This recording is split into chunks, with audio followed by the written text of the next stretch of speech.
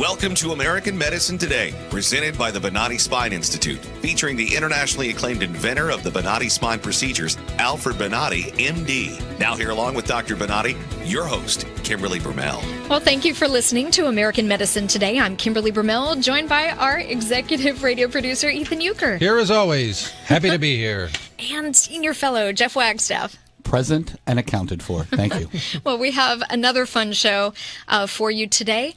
For those of you that, have been listening to our program and are just amazed by the things that they hear by the patients, it's not just a few sporadic people. It is multiple people a day that we see are helped by the Bonati spine procedures. Mm-hmm. And you can turn on the TV anytime and you hear minimally invasive, minimally invasive, minimally invasive. Guess what? Or these flashy commercials and things like that try to hook you in. And there's actor portrayals? I know. How can that be possible? I don't know. Anyway, we don't have actor portrayals in our commercials. We use real people. We use real people and real testimonials. So you're not, having to pay for actors being in commercials. Anyway, the difference between the Bonati spine procedures and just minimally invasive treatment, nobody else does the Bonati spine procedures, only Dr. Bonati. And it's his patented methods and tools that bring relief to the masses. And it's not just that a surgery's been done and the doctor goes, hey, it was a successful procedure. This is true patient resolve, 98.75% patient-reported success. That is what Dr. Bonati brings to the table. That and, in the commercial we call it his genius. It's not that he's a genius, but he uses his intellect to be able to come up with those patented procedures. Well, and he's the first person that will blush if someone says that about him, because he's a very humble man. Absolutely. But he really does have a genius in the sense that he saw a problem in the status quo of how things were done and decided to change it. Correct. Came up with his own tools, patented it, and now nobody else can do what he does. Absolutely. And he didn't stick by those typical textbook teachings. He knew enough to break away and really try to get to the root of the problem. And that's what we do at the Bonati Spine Institute in Hudson, Florida. With that said, exciting people. Good stuff. That are going to be here. We have Michael Korist, The Worldwide Mind, Combining Man and Machine. This is really interesting. You're going to like this one, Jeff. He basically... Sci-fi-like. It's a little bit. He almost kind of calls himself a cyborg because he is part man and machine. He has cochlear implants. We'll get into all of that. It's really good stuff. Yes. And for our listeners who aren't familiar with that, those are the same implants that Rush Limbaugh has used over the years. To help him hear. Yes. Yep. And then we have Steve Gullins. Modern society has stopped the evolution process. Pretty much. We have it so good today in the sense that technology has brought us to a point where it's Darwinism. It's survival of the fittest, where people who had weaknesses and bad genes would have been weeded out. That's just natural selection. Right. Nowadays, we have it so good, it doesn't happen. So they're allowed to pass their genes on. Correct. So he's got this whole concept about modern evolution that is really interesting, at least to me. Us too. Absolutely. And then, of course, we'll hear what's new in American medicine today. But up first, In today's Back to Life segment, we will talk to a patient of the Bonati Spine Institute who went from living a life that was restricted by pain and discomfort through their journey of finding the Bonati Spine Institute and are now living pain-free. well, it's my pleasure to introduce from Louisiana, Angela Kirkland. Thank you for joining us. Hi, how are you today? Very good. You are excellent. Now, your husband was also a patient. Yeah, we talked with him last week. And we just wanted to find out what brought on your spine problems and how long ago was it that the onset of pain occurred, and kind of walk us through that process. Sure, I would be more than happy to. Back in June of 1987, I had just graduated high school. That kind of tells you how old I am. I'm telling on myself. But anyway, I was rear-ended. I was at a complete stop at a red light, and someone ran into me in the back. And at first, I didn't have any problems. I didn't have any problems as far as the accident.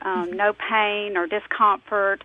I walked away from the accident fine. I didn't have a scratch or anything, thank God. So I was fine from the accident until probably about 5 years later. Okay. I began having neck problems. but it was stationary. It was just stationary in my neck. It went down to my shoulders, but that's as far as it went. Okay. And that led me to go start seeing a chiropractor.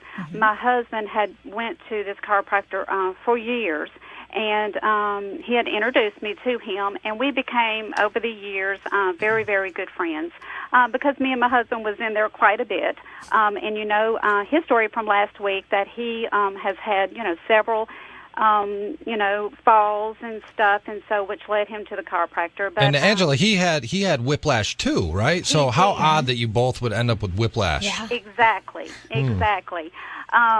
So we started, you know, seeing him, our chiropractor, together, and we have just seen him since then, since that time, and really all I had was a whiplash injury. He did x-rays to confirm that, and I just went, you know, we both just kind of just dealt with it. We had neck pain all the time.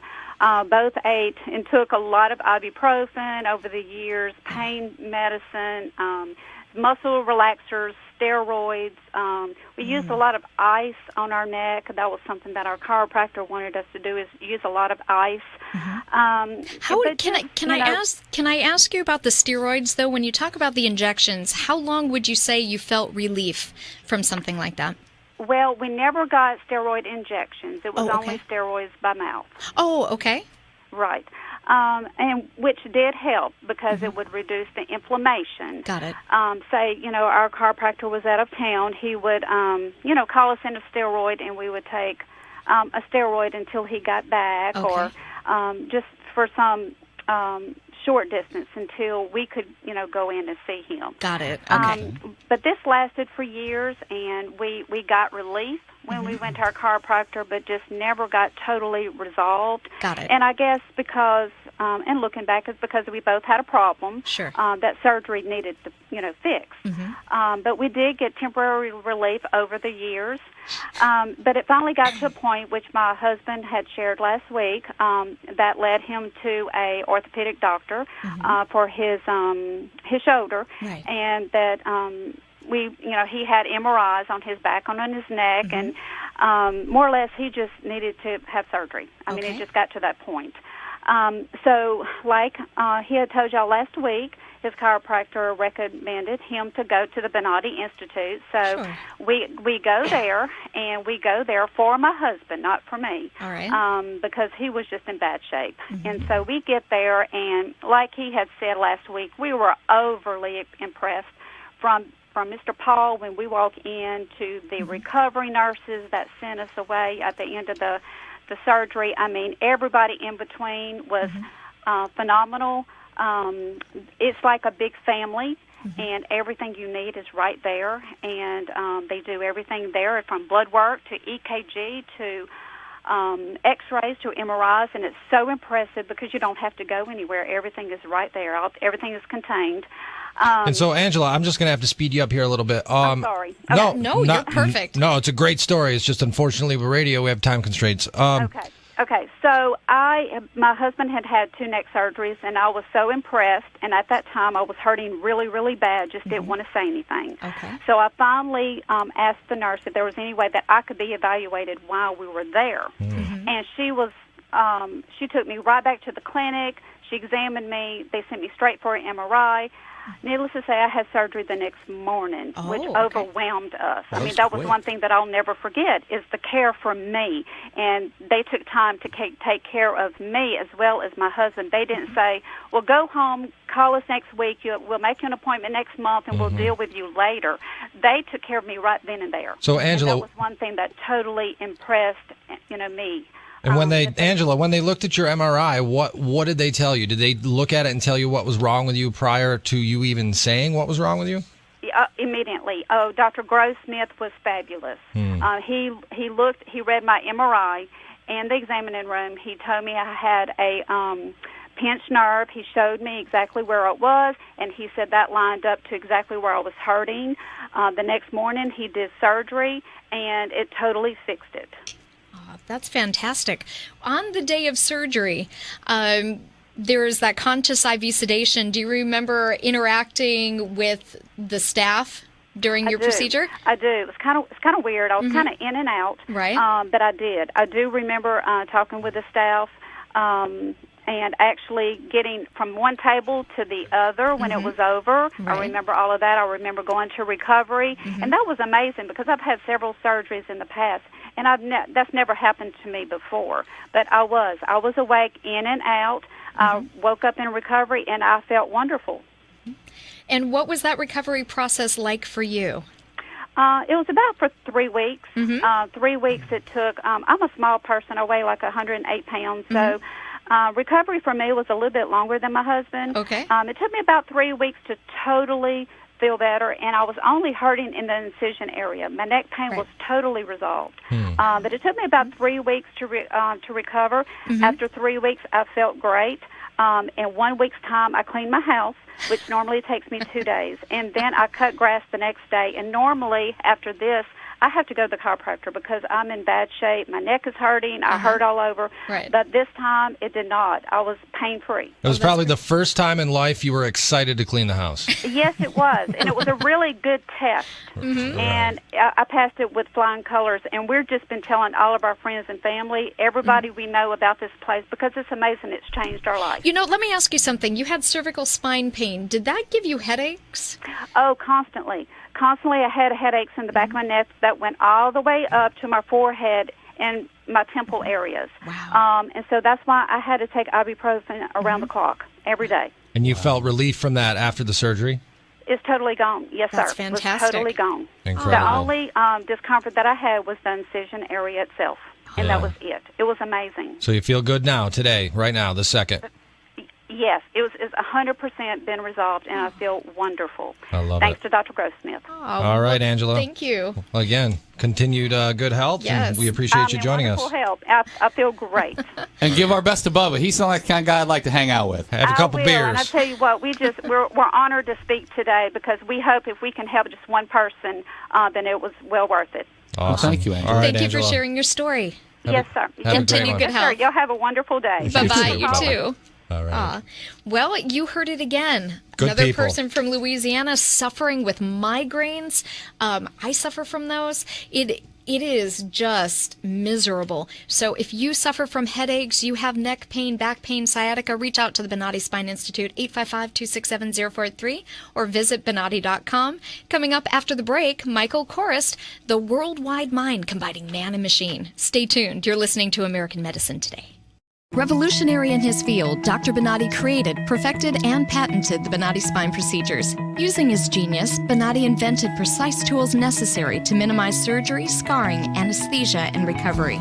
So successful are the Bonati spine procedures, they consistently reflect over 94% patient satisfaction. 45,000 successful procedures have been performed exclusively at our location. Nearly half our patients suffer from failed back and neck surgeries at other facilities. Bonati succeeds where others fail.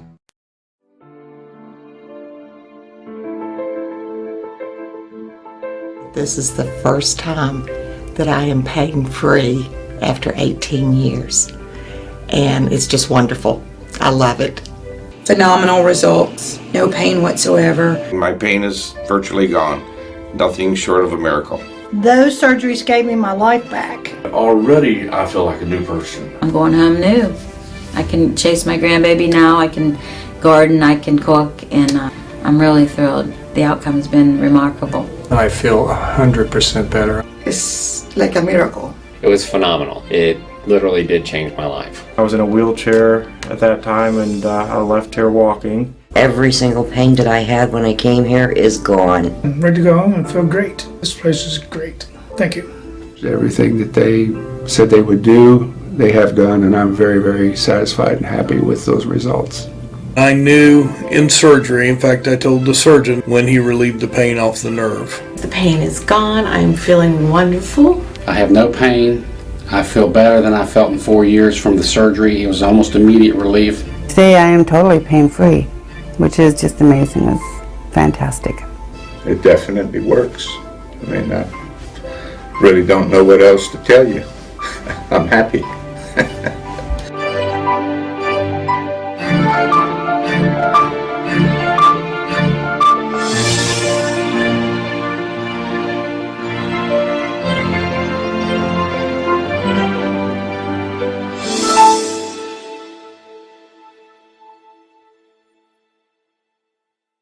Revolutionary in his field, Dr. Bonatti created, perfected, and patented the Bonatti spine procedures. Using his genius, Bonatti invented precise tools necessary to minimize surgery, scarring, anesthesia, and recovery. So successful are the Bonatti spine procedures, they consistently reflect over 94% patient satisfaction. 45,000 successful procedures have been performed exclusively at our location. Nearly half our patients suffer from failed back and neck surgeries at other facilities. Bonatti succeeds where others fail. You're listening to American Medicine Today, presented by the Bonatti Spine Institute, featuring the internationally acclaimed inventor of the Bonatti spine procedures, Alfred Bonatti, MD. Once again, here are Dr. Bonatti and your host, Kimberly Bermel. Well, thank you for joining us for American Medicine Today. I'm Kimberly Bermel, joined by our radio executive producer, Ethan Euchre. Here I am. Well, we have an exciting guest on the line. Joining us is Michael Korist, a technology theorist and author of Worldwide Mind, the coming integration of humanity, machines, and the internet. And what makes Michael an expert on this topic is the fact that his body is the future. Of course, we'll let him explain that, but thanks for joining us, Michael. My pleasure. Thank you very much for inviting me. Yes. Absolutely. When I saw your book, Michael, I thought this is definitely up our alley, but I'm obsessed with science fiction and technology and things like that. So in a nutshell, Michael, you were born with hearing deficiency because your mother had rubella while she was pregnant with you. You were able to solve that problem by having hearing aids throughout your life. Then one day you just, boom, lost your hearing completely, correct? That is correct. I went deaf, not just a hearing disability. Completely deaf. So how did you overcome that? You became sort of bionic. Explain that to people. Not sort of bionic. Bionic for real. I got cochlear implants. And those consist of computer chips that are implanted in the head and connected to the auditory nerve. And I wear external processors on my ears that look like hearing aids. But their function is to take sound and send data to the chips, which then trigger my auditory nerve. And that's what enables me to hear. It's pretty amazing. I know you have videos up on YouTube and things like that. Yeah. There's also been a lot of examples of this technology going viral recently where there's children that are 3-4 years old that have been completely deaf. They've had these cochlear implants and they turn them on and they can hear their mother's voice for the first time. It's pretty amazing stuff. So, Michael, once you got those cochlear implants, what led you to sort of think even further outside the box into the future of melding man and machine? Well, that was my goal, to think outside the box. So the question for me was, if you can do this to a human ear, in other words, if you can make a brain believe that it's hearing by sending electrical signals to it, how much further can you go with that technology? So that was the basis for my second book, which was Worldwide Mind. I asked that question, what can you make a brain believe it is sensing and feeling using implanted devices? So I tried to take the cochlear implant question and raise it to the next level. And what did you find out? I know you visited with some engineers and things like that, these guys that build wearable computers, which allow users to be online every waking moment. When I hear that, I think, why would that ever be necessary? Aren't we online enough? Well, the book was an amazing journey of discovery because when I began writing it, I believed that the book would argue that it wasn't possible. I thought it was going to end up saying there really is no way that you can know what's going on in another person's mind, that this is something that will forever be impossible. In writing the book, I actually changed my mind. I found out that there actually are ways to do this kind of thing. And there are ways, in theory, that you could do it with considerably more facility than we have now. Let me give you an example to make this concrete instead of vague. Sure. So neuroscientists think that every idea or sensation or visual perception has some analog in the way neurons fire in your brain.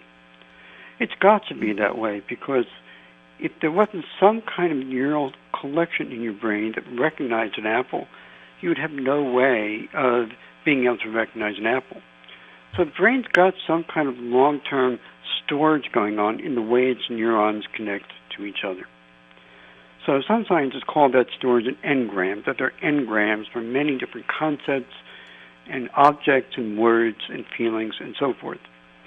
So the basic question I asked in my book was, if you can figure out which engrams the brain activates for a given set of impressions, say, seeing an apple, feeling happy, thinking of Miami, Florida, if you can figure that out and then trigger those neurons deliberately to make the brain experience that engram, could you use that to set up a very new kind of two-way communication between human beings by detecting the activation of engrams and triggering the activation of engrams between two people at a distance who want to communicate? A kind of telepathy.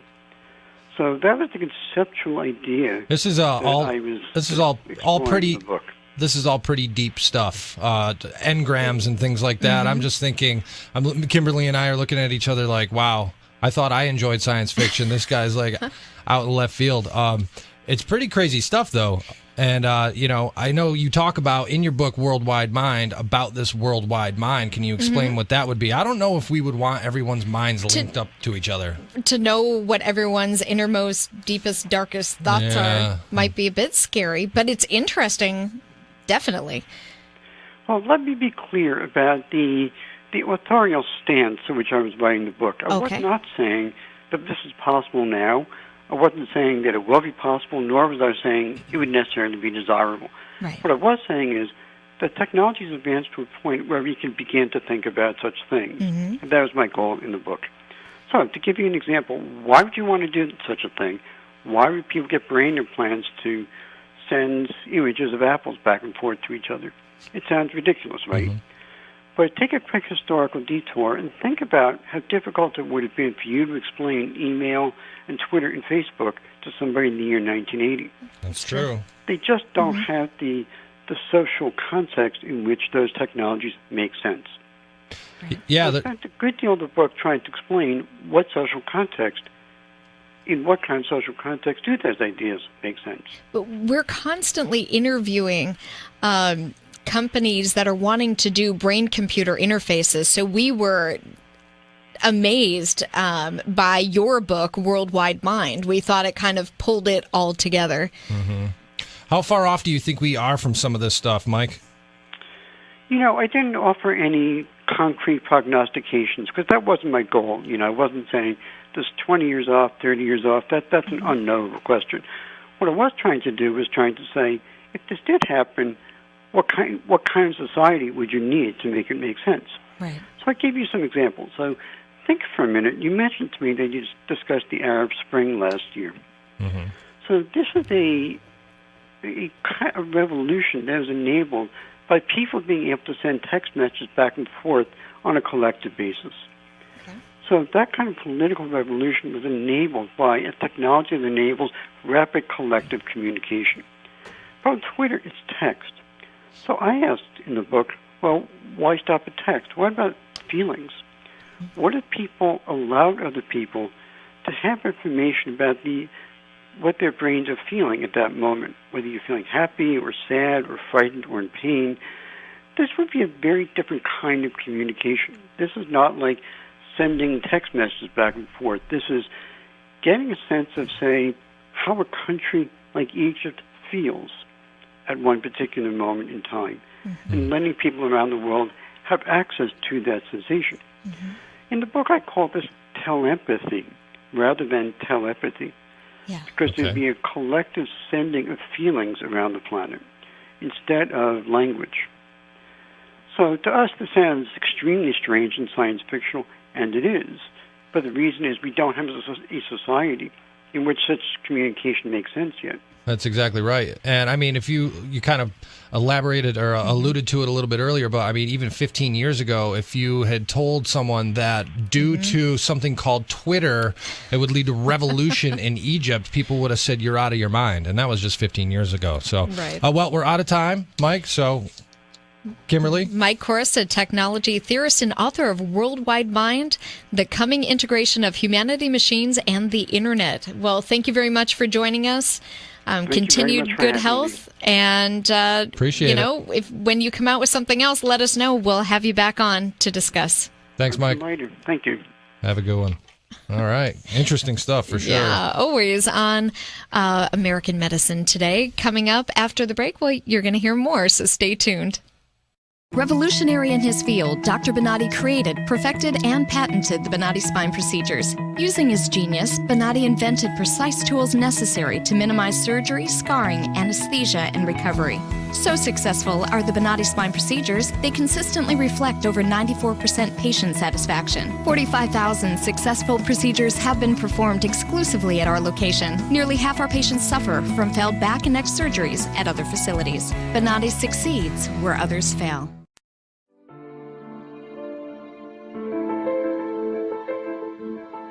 This is the first time that I am pain-free after 18 years. And it's just wonderful. I love it. Phenomenal results. No pain whatsoever. My pain is virtually gone.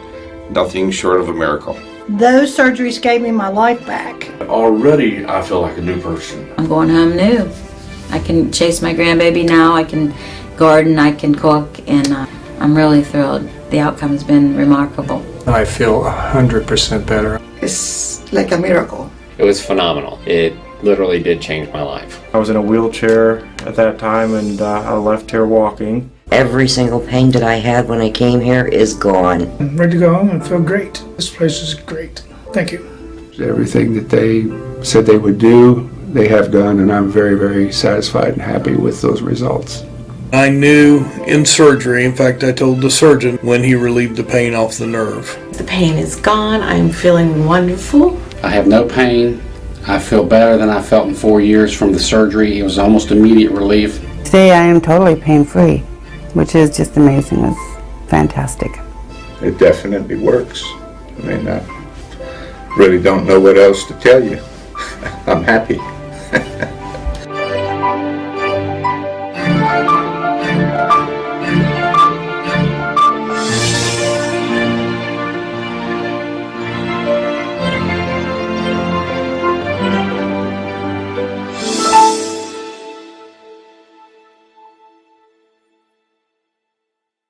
Revolutionary in his field, Dr. Bonati created, perfected, and patented the Bonati spine procedures. Using his genius, Bonati invented precise tools necessary to minimize surgery, scarring, anesthesia, and recovery. So successful are the Bonati spine procedures, they consistently reflect over 94% patient satisfaction. 45,000 successful procedures have been performed exclusively at our location. Nearly half our patients suffer from failed back and neck surgeries at other facilities. Bonati succeeds where others fail. You're listening to American Medicine Today, presented by the Bonati Spine Institute, featuring the internationally acclaimed inventor of the Bonati spine procedures, Alfred Bonati, MD. Once again, here are Dr. Bonati and your host, Kimberly Brumell. Thanks for continuing to listen to American Medicine Today. I'm Kimberly Brumell, joined by Ethan Euchre and Jeff Wagstaff. Well, joining us on the line is Steve Gullins, former Harvard Business School professor and co-author of Evolving Ourselves, How Unnatural Selection and Non-Random Mutation Are Changing Life on Earth. Thanks for joining us, Steve. Thank you. It's enjoyable to be here. Now, this topic just fascinates me. Anybody that listens or watches the show knows I'm a sci-fi geek, and I tend to blame like the Industrial Revolution and the progression of technology after the fact because, you know, in 1880, I was reading that the average life expectancy for an American male was 47 years old. Then, boom, you've got all this technology. Now it's nearing 80. Why do you think, Steve, there was such a massive increase in such a short time like that? Well, it's really humans taking control of their own world, their own destiny, and their own evolution in the last 150 years. Since Darwin was around when natural selection was a strong determinant of where we went, we now live in a very human-driven world. And also with the development of fertilizers and things like that, you can make a lot more food using the same amount of land or even less land. At what point do you think the world is actually going to reach the limit of how many human beings it can sustain? Well, Malthusian predictions have been made forever, Every time you turn around, there's a shortage of food or a shortage of oil or a shortage of antibiotics. Whatever it is, we continually see that there's people who are naysayers. And time and again, we find a way to climb through this. And our book really looks to the 21st century as a century of life sciences. The last century, we saw massive changes in human lifestyle and the things on the planet around us to the point where we don't recognize where we've come from in terms of where we are today.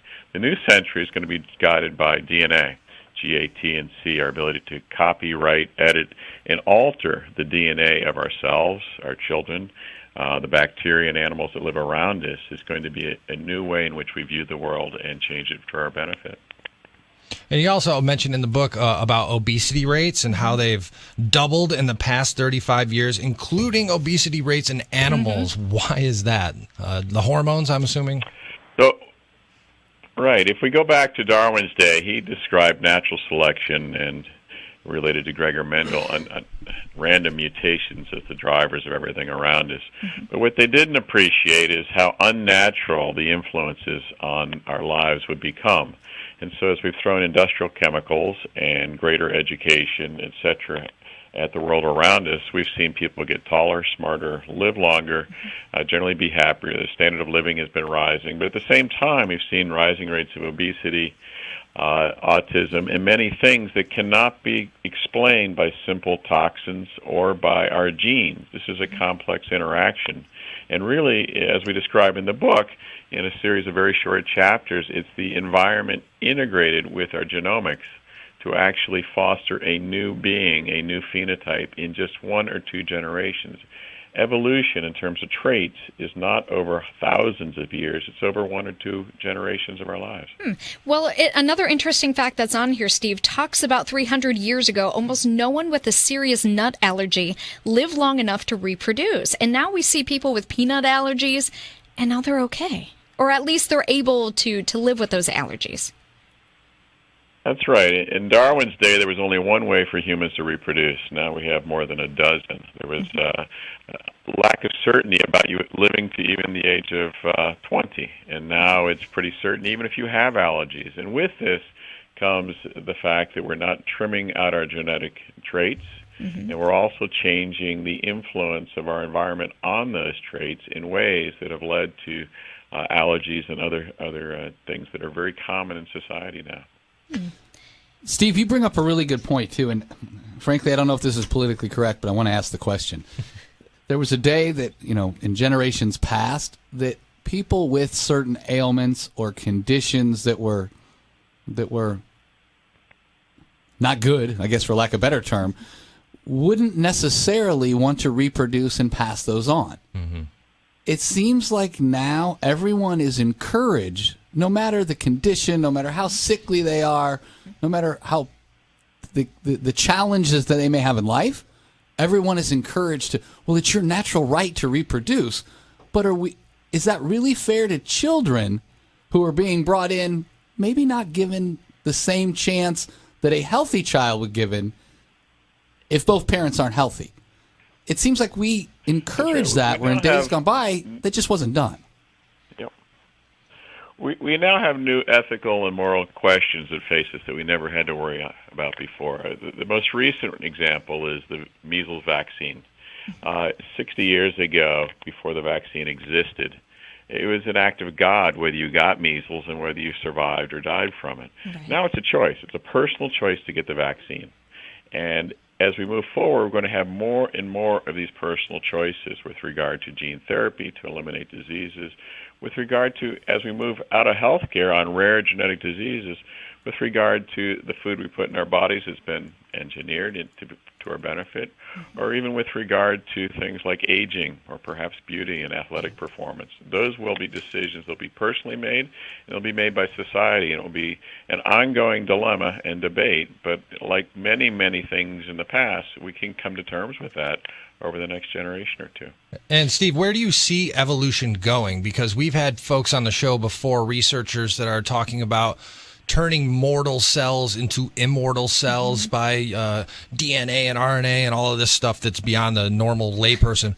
But you, as a scientist, if you will, where do you see evolution going?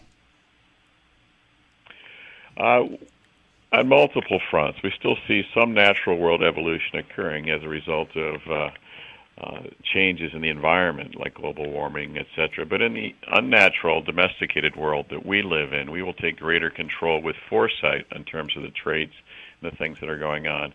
And so very directly, animals and plants will be changing to suit our needs, our being societies and individuals. That's fine when you talk about fish in your aquarium or things like that, but as we get to human traits, we expect that over time, we already know humans do things that improve their intelligence, their longevity, and things like that, even vaccines. We will begin to adopt traits genetically that may or may not be passed on to our kids that will change us as a species. And this new speciation event will occur over long periods of time, and it may lead to very different subtypes and very different groups of people than exist today. Human evolution has not stopped. If anything, it's accelerating. Did you want to say something? What kind of traits? Well, traits initially will be health and traits by and large. They're going to be rare genetic diseases. There's about 7,000 of those. There's also going to be, we'll move likely from that just based on historical precedent to intervening and how long we live. We take drugs and change our behaviors to live as long as we can. That'll now become an option. It won't be something that is accidental. It'll be something where you can say, I really do want to look younger and act younger for longer. And we talk about beauty, we talk about sports, and these are generally the first areas, enhancement of function, that work out. But it is not, we will see in our pets and other animals the ability, doesn't mean we have the will or even the moral and ethical standing to do so, to change their traits in ways that don't harm them and are actually beneficial to us as owners of animals. There's one other thing that's on here. It talks about the pre-Twinkie era and how early humans had quite healthy mouths. So are you saying more recently we're becoming more unhealthy? Well, we are not. Our DNA is very interesting, but frankly, it's the most boring genetic traits we have because they don't change very fast. It's the reason our species survives and reproduces. If we had massive mutations all the time, it'd be a problem. We have 3 additional genomes that are described in the book. It's a new concept that people have not understood before. One is the microbes that live in our body that are passengers through life with us, that make vitamins and they make neurotoxins and many, many things. They have changed significantly in the last 100 years. We've thrown antibiotics at them. We've thrown new environments and new food at them. We also have something called an epigenome, which is the DNA switches. The little switches is probably 10 or 20,000 of these on our DNA that get flipped every time there's an environmental cue that's changed, climate, infection, changes in violence. And what we see is that sperm and egg actually have those switches, and so the next generation is informed about the world they're coming into. So what we're seeing is the integration of nature and nurture simultaneously to educate the next generation and add on top of that the ability to actually modify it directly. Very interesting stuff. Well, we know you got to run. Steve Gullins, former Harvard Business School professor, co-author. Get this book. Very interesting. Evolving Ourselves, How Unnatural Selection and Non-Random Mutation Are Changing Life on Earth. Appreciate you joining us on American Medicine Today. My pleasure. Thank you very much. Thank you, Steve. Take care. All right. Amazing that stuff. That stuff fascinates me. Just the evolution and how, how far we've come in such a short time. And they talk about these switches from the get-go. You're going to be able to just have an idea in your mind of what you want and create it right at birth. Yeah. It's scary. Well, and then you read about... It's cool, but it's scary. You read about, too, how, we're very close to parents being able to select, like, off of a food menu... The traits of the their traits children. they want of their children. And some of them might not even be traits that you have as a person. Correct. Say, maybe I want a redheaded child. That's what I want. Right. I don't have red hair. It's really bizarre. But isn't that kind of like playing God? That's a whole other topic, I guess. Well, these are the interesting topics we cover on American Medicine Today. Stay tuned. You'll hear what's new in American Medicine Today. Revolutionary in his field, Dr. Bonati created, perfected, and patented the Bonati spine procedures. Using his genius, Bonati invented precise tools necessary to minimize surgery, scarring, anesthesia, and recovery. So successful are the Bonati spine procedures, they consistently reflect over 94% patient satisfaction. 45,000 successful procedures have been performed exclusively at our location. Nearly half our patients suffer from failed back and neck surgeries at other facilities. Bonati succeeds where others fail.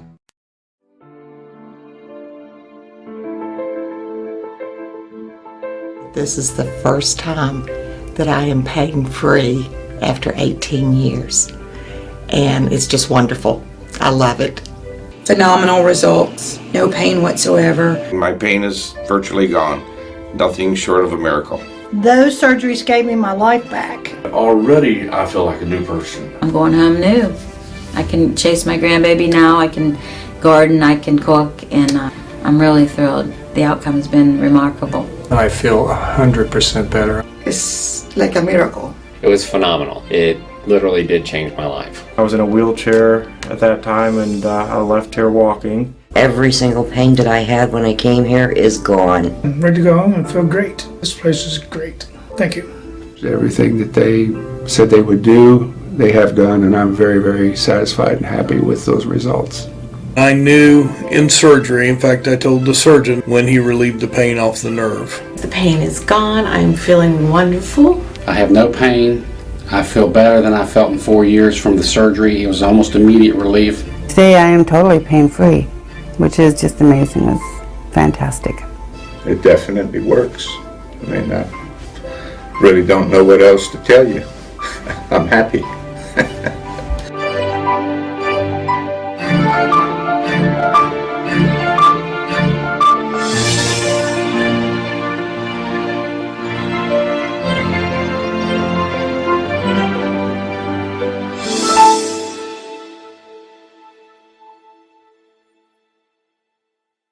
Revolutionary in his field, Dr. Bonati created, perfected, and patented the Bonati spine procedures. Using his genius, Bonati invented precise tools necessary to minimize surgery, scarring, anesthesia, and recovery. So successful are the Bonati spine procedures, they consistently reflect over 94% patient satisfaction. 45,000 successful procedures have been performed exclusively at our location. Nearly half our patients suffer from failed back and neck surgeries at other facilities. Bonati succeeds where others fail. You're listening to American Medicine Today, presented by the Bonati Spine Institute, featuring the internationally acclaimed inventor of the Bonati spine procedures, Alfred Bonati, MD. Once again, here are Dr. Bonati and your host, Kimberly Brumell. Thanks for tuning in to American Medicine Today. I'm Kimberly Brumell with our executive radio producer, Ethan Euchre. I am here. And our friend and senior fellow, Jeff Wagstaff. Here, present, accounted for. Thank you. And across from me is world-renowned orthopedic surgeon, Dr. Alfred Bonati of the Bonati Spine Institute. Hi. Let's look at what's new in medicine today, featuring Alfred Bonati, MD. So, sir, you wanted to talk about Veterans' Choice? Well, here we go. Mm-hmm. We have again all this default on the attention to the veterans. Mm-hmm. And what is really amazing is what we said in the beginning of the information that we have about how they were being treated, the veterans, 6 months, 8 months ago. And I always said, this is going to be like a little sand. They're going to cover the whole thing. They're going to talk a lot. The politicians are going to be on the radio. They're going to be on the television. Mm-hmm. They're going to look great and the whole thing. And then they're going to go home and forget the veterans again. Mm-hmm. The waiting time of the veterans is the same, and it's worse. People are dying. And, you know, I hate to talk things like that, but I am a doctor. And as a physician, I have responsibility with my patients. Even if the person is not my patient, I have responsibility for medicine. And the vets are my patients in my heart. So I feel the strength to try to protect them because the lies of the government are enormous. When we start to push this one, we came with one idea. Remember that we talked about that the vets should have medical health care outside of the VA administration. And we insist that one.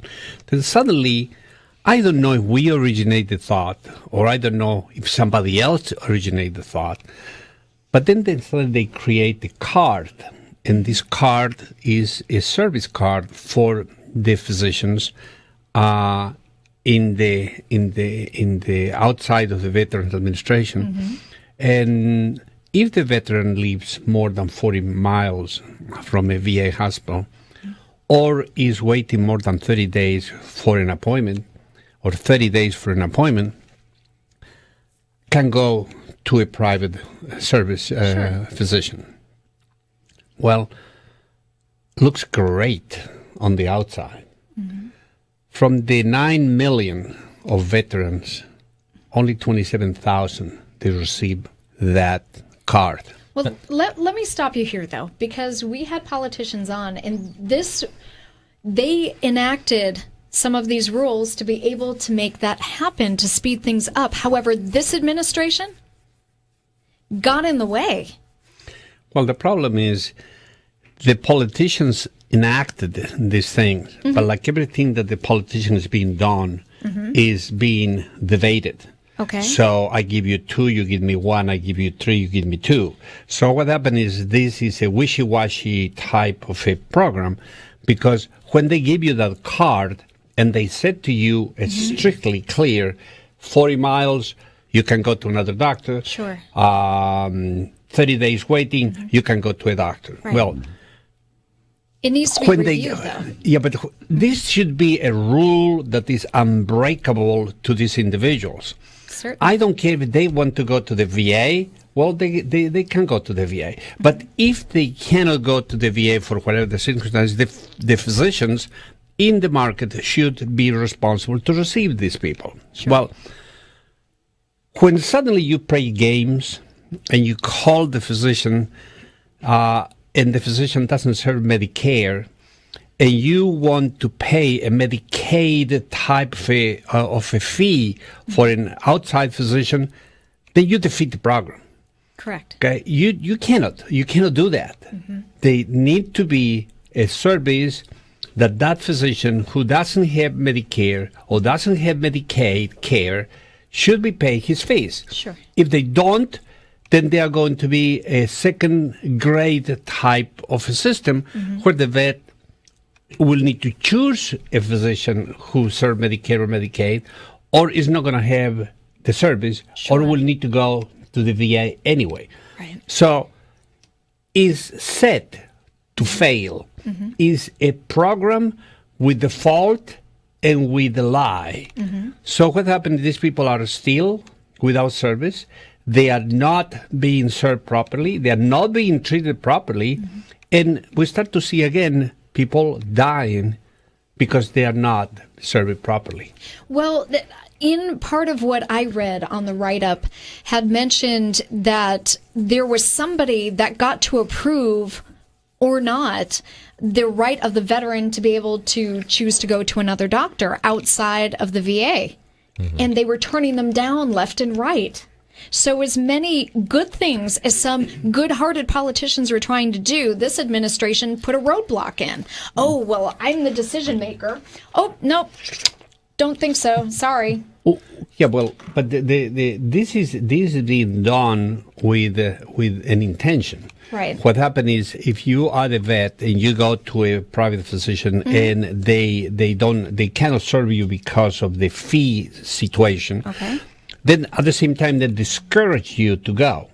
Okay, they said you need to have permission. Correct. Right. No, you don't. It's not that you have a card and you go to a doctor like when you have a credit card and you pay with. Sure. No. This is a card that you need to go to the VA, and the VA needs to give you the approval to go outside. When you do that, you defeat the whole program. Right. No. Okay. No, you don't. You need to have a card and you go wherever you want to go, without any restriction, without anything. And the doctors, they need to also think very seriously.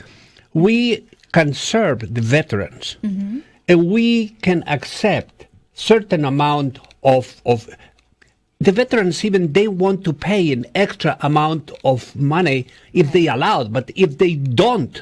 Right. Then they are being restricted by the VA administration, who is not going to give them the okay to go to a doctor, but they also are being restricted because if they are being served, they cannot pay cash. Sure.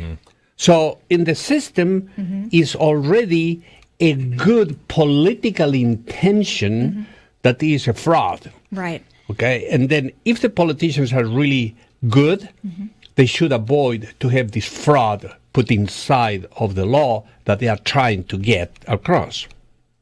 And that's a look at what's new in medicine today with Alfred Bonatti, MD. I agree, and you have taken certain steps to implement a Help for Wounded Warriors program in your own institute. So different people can apply, and you help them with their back start to finish.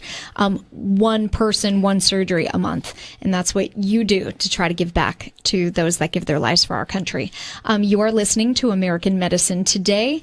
That wraps up the show. So and let me clarify this. We don't accept any payments. We don't accept anything for these people. It's just a service that the Institute does because we love the veterans and we want to help. Absolutely. Right. Make sure you check us out locally on WFTS ABC 28 at 7 p.m. on Saturdays. And then check us out on Bloomberg nationally Saturdays and Sundays. Check your local listings.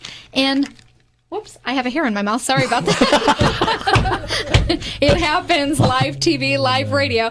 Anyway, make sure that he's giving me faces because sometimes I have to wrap him. Thanks for tuning in. We'll have more exciting stuff coming up on our next show. Revolutionary in his field, Dr. Bonatti created, perfected, and patented the Bonatti spine procedures. Using his genius, Bonatti invented precise tools necessary to minimize surgery, scarring, anesthesia, and recovery. So successful are the Bonatti spine procedures, they consistently reflect over 94% patient satisfaction. 45,000 successful procedures have been performed exclusively at our location. Nearly half our patients suffer from failed back and neck surgeries at other facilities. Bonatti succeeds where others fail.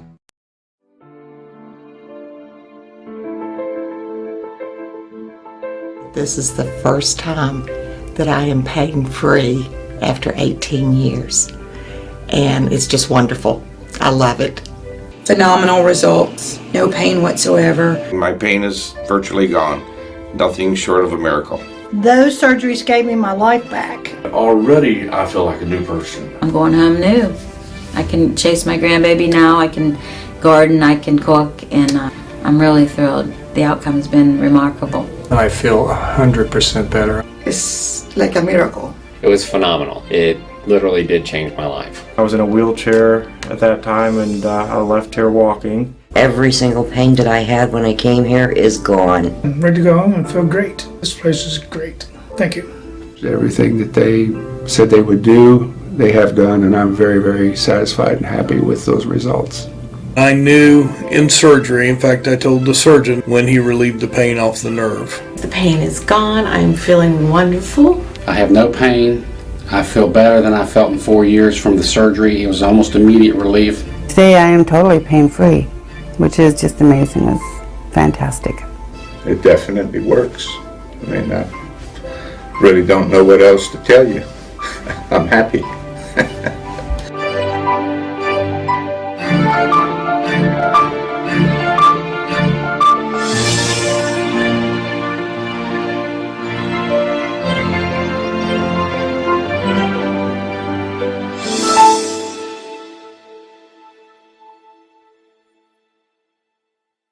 Revolutionary in his field, Dr. Bonatti created, perfected, and patented the Bonatti spine procedures. Using his genius, Bonatti invented precise tools necessary to minimize surgery, scarring, anesthesia, and recovery.